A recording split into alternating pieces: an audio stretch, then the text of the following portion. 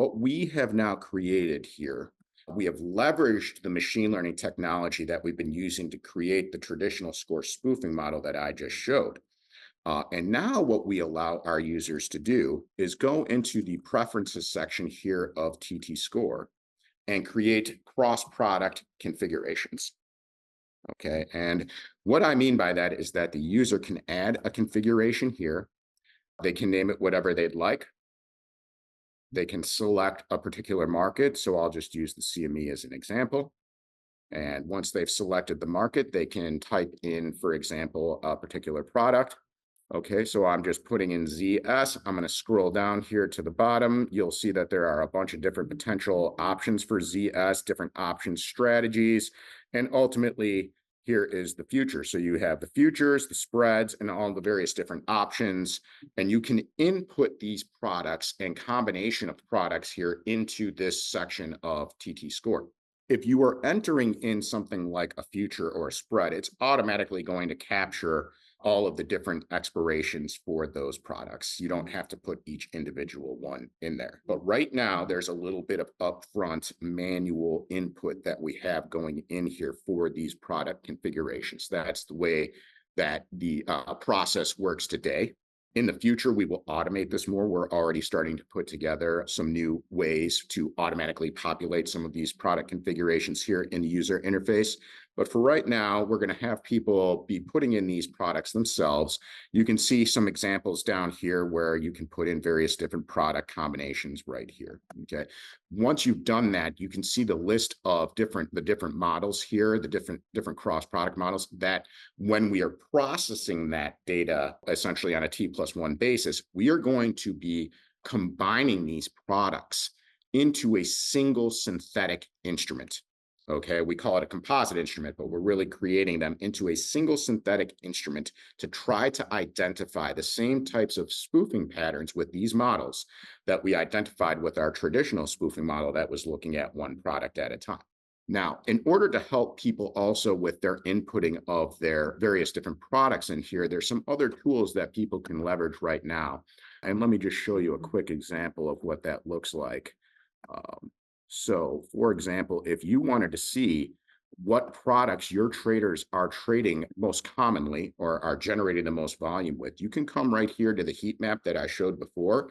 But instead of sorting by trader, you can sort by instrument. Okay, and right there, you're going to be able to see, here are the various different instruments that my traders are trading, generating the most volume off of. Where are they most active? And you'll be able to see that information here on the heat map very quickly. You also have the ability to run some of other reports that we have in TT Score to find out what products they're trading most commonly. And you can export those all out into Excel, but everything that's being ingested into TT Score, you can run various different reports to get various lists of all the different instruments that are being traded. And you can also use the heat map here too, which is a nice visual tool to kind of get you started to where you know what instruments you want to be putting into those cross-product configurations in the user interface. Very quickly, before I proceed into an example, while I'm loading up an example here, I'm just going to switch over to showing what a cross-product alert looks like. When you initially see this, you will see a lot of similarity between what I showed before in a single spoofing product alert. Okay, but now what you're going to see here is, again, it's very similar. However, you can see in the instruments here, there's two different futures instruments. Okay. And it's the same chart and the audit trail at the bottom. But what you can do if you want to is you can break out each one of these instruments into their own individual chart if you so choose. Okay, and you'll still be able to see all of the different imbalanced fills and the same type of pressure, book pressure information here. Okay, but the real highlight here is when I load the price ladder, is that what we allow the user to do here is load up what we call dual price ladders. So you can load up a price ladder for each one of these products side by side. Okay, and then once you've loaded these up, you can then synchronize the ladders so that when you're replaying through the activity here, everything is going to be synchronized again between both order books so that you can really get a very close look at what was going on with this trader across these two different futures instruments. Essentially, what we're doing here is we are putting you into the shoes of the trader and helping you see what they saw so that it will allow you to more effectively try to determine what their intent was, okay, at the time of this activity. One other critical aspect of what we're doing here with the synthetic instrument and how we're identifying the imbalanced fills that could be potentially being generated here is that we're using notional value. Okay, so you still can see the different order quantities here in the order books. But if you toggle to notional value, what you'll see now in this chart is instead of order quantities, you'll actually see what the notional value is of the contracts that the trader has in both of these order books. Okay, because we want to make sure that by calculating this notional value, that even if somebody is using a one lot in one order book that has more value than 50 lots in the second order book, that you're not missing those imbalanced fills. So we can't just purely look at contract quantities here. We're going to be looking at the notional value of the contracts that the trader is using here in this trading activity. And now when you replay through the activity within the alert, again, you're going to be seeing these imbalanced fills being clearly identified here in the chart as we move forward.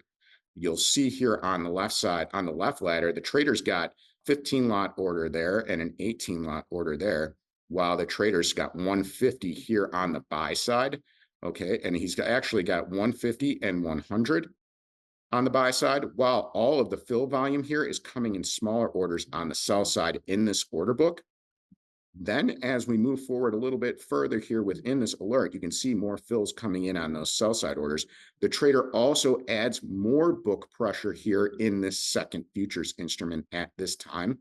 So the notional value here is much heavier here on the buy side of these correlated instruments. And the trader's quantities are also significant percentages of these price levels within both of these order books. That's another critical aspect of what we're looking for here, because if the trader's order quantities here within the order book were not a significant percentage of those price levels, it would be harder to make an argument that they were able to influence other market participants with those orders. Not only are we finding the imbalanced fills with the notional value, we are then also looking for whether or not the orders involved are large enough essentially to potentially influence other market participants within the order books. And if these orders are not large enough, we will then reduce the score of the alert because the likelihood that the trader was able to influence other market participants with those orders is reduced. Okay. And then as we move along a little bit further, you're going to see the trader gets one more fill there on a 15 lot sell order here. The fill comes in. And then after that, as we move forward a little bit more, the trader is then going to remove all of the orders that the trader had there on the buy side of that order book, indicating that they may not have ever intended to get filled on those orders. They were engaging in some potentially layering type of activity here in order to get filled on smaller sell orders on the opposite side of the order books there. Really quickly, before we move on to our configurable models, I did want to show one more example here. Because in this particular instance, it's a little bit unique in that the trader is going to employ an iceberg order on the small side of the imbalance here. And just to show you what that looks like here in the ladders, I will load up both of the ladders side by side, synchronize them, and then I will move forward in time here to the point where what you'll see at the end of this alert, you can see again, the trader's got a great deal of sell side pressure going on in these order books and that the sell side notional value is higher. And then as we get to this point in time, the trader's going to throw this small iceberg order here on the buy side. And let me just show you what that looks like very quickly. So now at this point, what you're seeing here is while the trader's got these large sell orders in both of these order books, the trader's going to put a one lot iceberg order in here and disclose one, and there's 59 undisclosed behind that one lot disclosed iceberg order there. So while the trader's using that book pressure to kind of push those prices down and potentially influence other market participants, the trader's then going to be able to put that smaller iceberg order right there and essentially what we call reap the benefit of that book pressure there to get filled on that iceberg order, and then essentially, at that point, get all the imbalanced fills that the trader wants. And there is a point where the trader quickly also at that point cancels that 15 lot sell order that's resting there at the top of the book while they're reaping the fills on that smaller iceberg order on the opposite side of the order book there.